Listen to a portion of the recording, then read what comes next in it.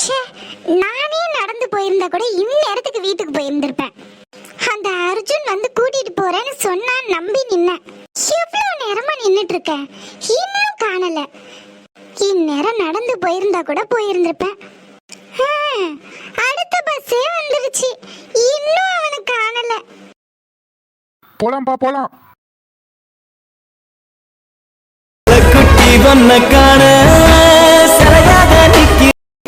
ஒரு கோடி இன்பங்கள் உன்னை பார்த்த நொடியில் நான் வாழும் நாள் மட்டும் நீ எந்த இவரா? அதுக்குள்ள 6 மாசம் ஆயிடுச்சா? நமக்கு எதுக்கு வம்பு, பேசாம நடந்தே வீட்டுக்கு போயிடுவோம். ஓய், நம்மளையா கூப்பிடுறாரு? உன்னையே தான் கூப்பிடுறேன். என்ன மனசுல நினைக்கிறதெல்லாம் சொல்றாரு? நம்ம கண்டுக்காம போயிருவோம். ஏய் நில்லு. இங்க பாருங்க, நான் உங்களுக்கு ஒன்னும் வாக்கு கொடுக்கல, நீங்களே தான் சொன்னீங்க. நான் சொன்னேனா? என்ன சொன்னேன்? அது நான் வேலைக்கு போறேன், வேலைக்கு போயிட்டு 6 மாசத்துல திரும்ப ஊருக்கு வருவேன். ஊருக்கு வந்து உன்னை முதல்ல பார்த்தனா. சொல்லு. முத ஆளா பார்த்தா? ஒண்ணும் இல்ல, நான் போறேன். ஓய் நில்லு. இப்போ உங்களுக்கு என்ன வேணும்? நீதான். இங்க பாரு நீலா, நான் ஊருக்கு போகும்போது இவ்ளோ விஷயம் சொன்னேன்றது எனக்கே ஞாபகம் இல்ல. இவ்ளோ ஞாபகமா நீ எல்லாத்தையும் சொல்ற. நான் வருவேன்னு எனக்காக காத்துட்டு இருந்தியோ?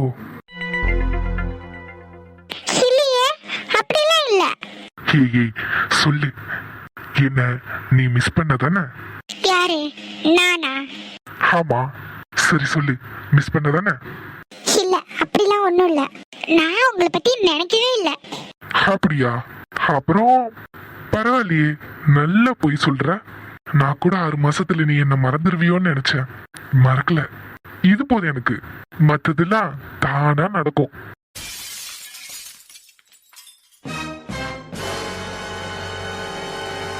அர்ஜுன்,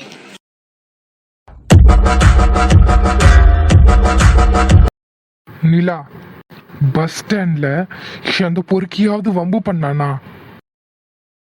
ஐயோ அர்ஜுன், அதெல்லாம் இல்ல, வா போலாம்.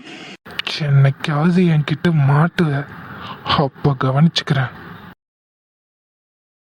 நிலா வா போலாம்.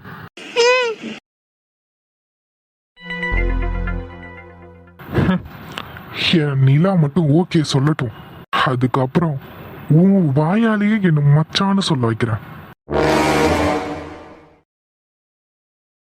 இந்த மாம்பழம் தான் நல்லா இருக்கு.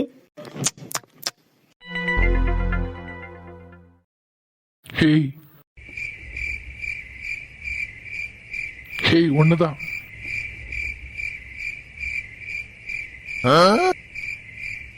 ஏய் தியா, ஒன்னதான். என்னதான் கூப்பிடுறீங்களா? உன் காதுல விழல? காதுல எல்லாம் விழுந்துச்சு. வேற யாரையா கூப்பிடுறீங்களோன்னு நினைச்சேன். இங்க நீ மட்டும் தானே இருக்க, வேற யார கூப்பிட போற?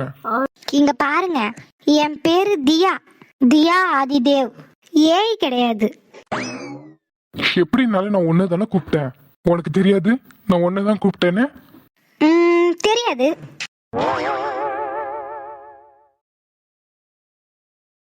செக்கப்புக்கு போகணும். இன்னும் கிளம்பாம என்ன பண்ணிட்டு இருக்க? நான் கிளம்பிட்டேன், அதுவும் வர வேண்டியதுதான். இந்த பழத்தை மட்டும் சாப்பிட்டு வந்து வரேன், அது வரைக்கும் வெயிட் பண்ணுங்க. நீங்க சாப்பிட்றீங்களா? என்ன எடுத்துக்கோங்க. இல்ல இல்ல வேண்டாம், நீயே சாப்பிடு. பரவாயில்ல, ஒன்னு எடுத்துக்கோங்க. வேண்டாம், நீ சாப்பிட்டுட்டு சீக்கிரமா வா, சீக்கிரம் போகணும். இதோ வந்துட்டேன், நீங்க கிளம்புங்க, நான் பின்னாடியே வரேன். நான் கிளம்பிட்டேன், நீ சீக்கிரமா சாப்பிட்டு வா. வாங்க தியா, எப்படி இருக்கீங்க? நல்லா இருக்கேன் டாக்டர். ஸ்கேன் எடுத்துடலாம், நீங்க உள்ள போய் படுங்க. சரி டாக்டர். ஏன் பிரியா? சொல்லாதி. அவ ஏன் வயிற்றுலயே கை வச்சுட்டு இருக்கா? ஏன், என்னாச்சு? ஒன்னும் இல்லாதி. அதுக்கு இல்ல பிரியா, எப்பவுமே அவ 2 கையையும் வயித்துலயே ஹோல்ட் பண்ணிட்டு இருக்கா.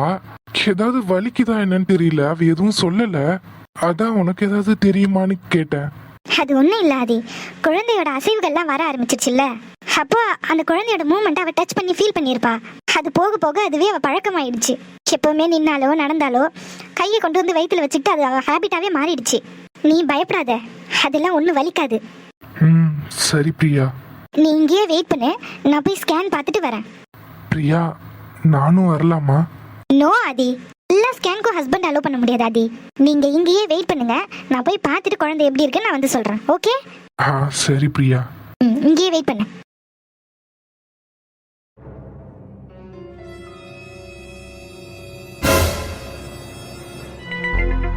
குழந்தை எப்படி இருக்கு? நல்லா இருக்கு. கொடுக்குற மாத்திரை எல்லாம் ஒழுங்கா சாப்பிட்றீங்களா தியா? Okay okay. தியா சொல்லுங்க. ஸ்கேன் எடுத்துட்டு உடனே எழுந்திருக்க வேண்டாம், ஒரு 5 நிமிஷம் இங்கேயே படுத்துருங்க, அதுக்கப்புறம் எழுந்து வரலாம். சரி இருங்க, நான் வரேன்.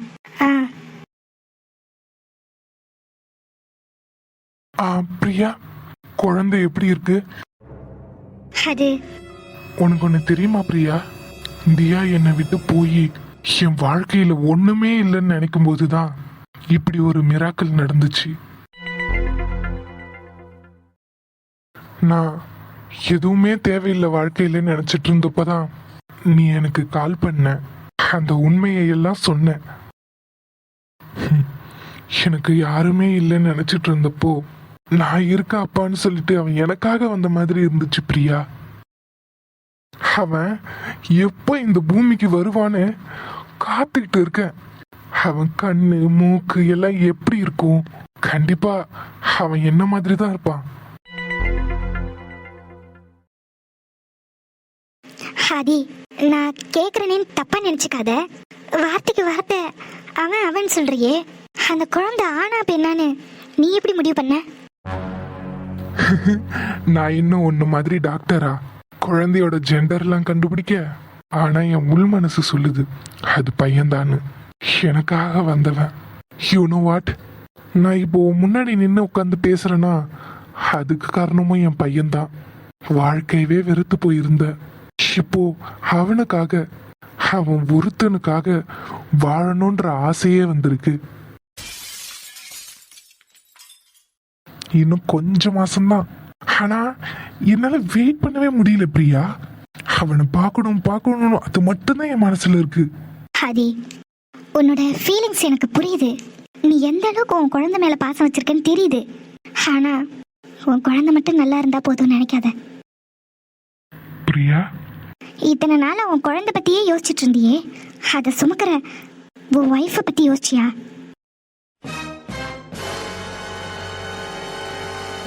ஏன் அவளுக்கு என்ன?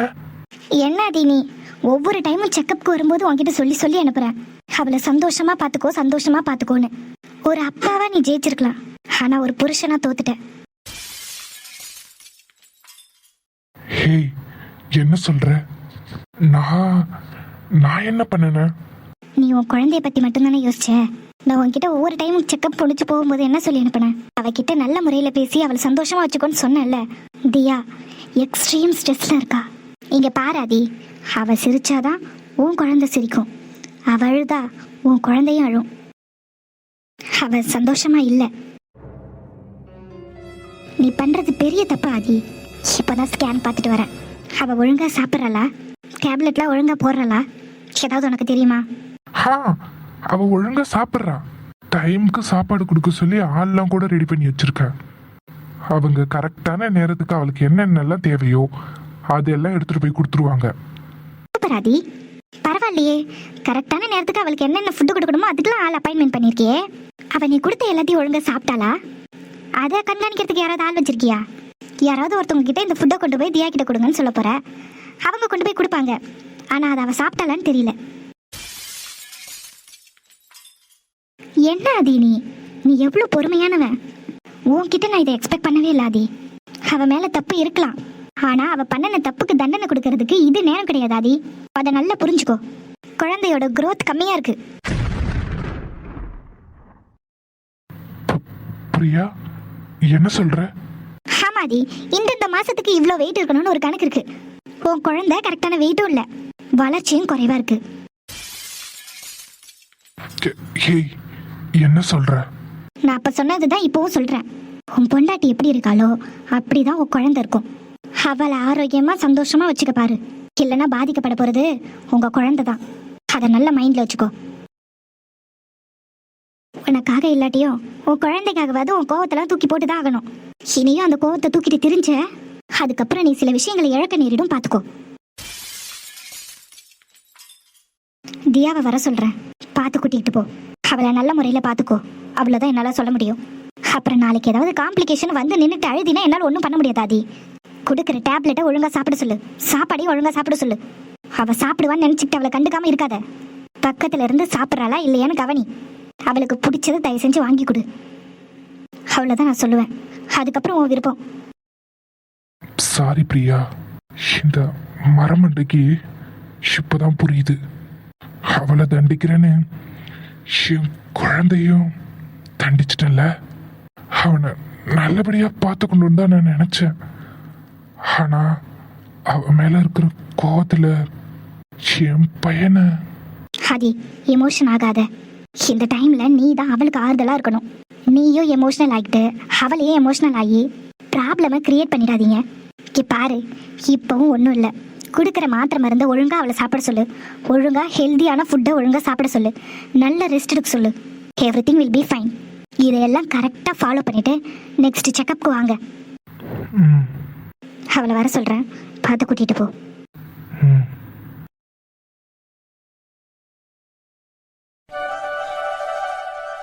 ஏய்யா கதிரு, என்னையா சொல்லாம கொள்ளாம வந்துட்டா? சரி சரி, உள்ள வா. லீவு விட்டுட்டாவளா? விட்டுட்டாங்கம்மா. இனி 6 மாசத்துக்கு இங்க தானே? ஆமா. அண்ணா, ஹே மயிலு, வாங்க. வரேன்னு ஒரு வார்த்தை கூட சொல்லல. நேத்து கூட போன பேசினா வரேன்னு சொல்லவே இல்ல. அதுவா? அதான் அண்ணன் சர்ப்ரைஸ். அப்பா, என் மொவ வந்துட்டான். இனி 6 மாசத்துக்கு இந்த வீடே கலகலன்னு இருக்கும். அடுத்த முறை நீ வேலைக்கு போகும்போது உன் பொண்டாட்டியும் இந்த வீட்டுல தான் இருப்பா. இனி என் வேலையே உனக்கு பொண்ணு பாக்குறதா. ஏம்மா, அந்த கஷ்டத்துல நான் உனக்கு கொடுக்க மாட்டேன், நீ கவலைப்படாத. யால பாத்து வச்சிட்டியோ? யாரு பிள்ளை சொல்லுல? சீக்கிரம் என் மருமவ பிள்ளையும் பார்க்கணும்ல. அதுக்கான நேரம் வரும்போது நானே சொல்றேம்மா. அதுக்கு முன்னாடி எனக்கு ஒரு முக்கியமான வேலை இருக்கு. அந்த சோழிய முடிச்சிட்டு வரேன். என்னமோயா, நீ போய் குளிச்சிட்டு வா. உனக்காக நான் சாப்பாடு சமைச்சு வைக்கேன். சரிம்மா. ஏம்மா மயிலே, நான் போய் மீன் கறவை வரவலான்னு பாக்குறேன். நீ மசாலாலாம் அரைச்சு காயெல்லாம் வெட்டி வை. அவன் குளிச்சுட்டு வர்றதுக்குள்ள சமைச்சு வச்சிருவோம். சரிம்மா. போய் வேலையை பாராட்டும். நல்ல கை நிறைய அள்ளி சாப்பிடியா? அப்பா, இந்த மாதிரி ஃப்ரெஷ்ஷா சமைச்சு சாப்பிட்டு எவ்வளவு நாள் ஆகுது. ஏயா, கப்பல்ல சுத்தமா சமைச்சு தர மாட்டாவளோ? தருவாங்கம்மா, ஆனா எல்லா சாமானும் ஐஸ்ல வச்சு உரைய வச்சு வச்சிருப்பாவ. இந்த கறி மீன் இதெல்லாம் ஃப்ரெஷ்ஷா எல்லாம் கிடைக்காது. என்னல சொல்லுத? ஐஸ் கட்டில உரைய வைப்பாவளா? கறியெல்லாம் எடுத்து அன்னைக்கே சமைச்சு அப்பயே சாப்பிடணும். அதை 2 நாள் ஃப்ரிட்ஜுக்குள்ள வச்சிருந்தாலே சாப்பிடாவாது. ஹரியாலிய மாசக்கணக்கில் வச்சு சாப்பிடுவியா? என்னம்மா பண்றது, என் வேலை அப்படி. அது சரி சரி விடியா. அதான் வந்துட்டல்ல, அம்மா தேனோ உனக்கு மீன் நண்டு கறின்னு வாங்கி தாரேன். சரிம்மா. சாப்பிடியா? சாப்பிடு.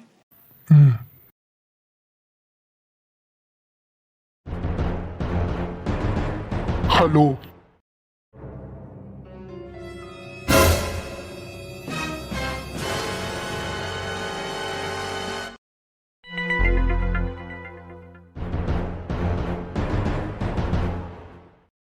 ஒன்னதாம்ல இத்தனை நாளா தேடிட்டு இருந்த. யாரு யாரு நீங்க? என்னது யாரா?